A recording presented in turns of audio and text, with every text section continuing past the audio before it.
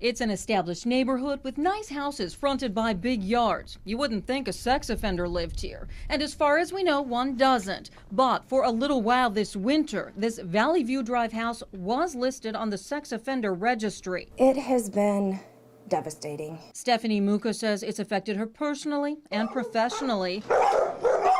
She trains dogs for a living. Especially with bully breeds, there's a baseline of trust, and it is a very tight-knit community. So when she saw a Facebook post from a fellow dog rescuer saying she was stranded at a local Walmart, Muka says she reached out to the woman and her husband and son. So for one night, I offered, a shower, hot meal, and that was about it. She didn't know the son, Troy DeRoyne, was a convicted sex offender, or that he had used her address to register. I had no reason to think a second thought about him. Scott County Sheriff's officers say they didn't know either until weeks later. Got a phone call from a family member in the southern United States. I believe it was from Georgia. Detective Tom Leonard says he followed up on the complaint. And while this bluegrass address is legal under the 2,000-foot rule, the fact that DeRoyne did not report Muka lives here is not. And it's a fact Leonard says without that phone call might not have been discovered for months.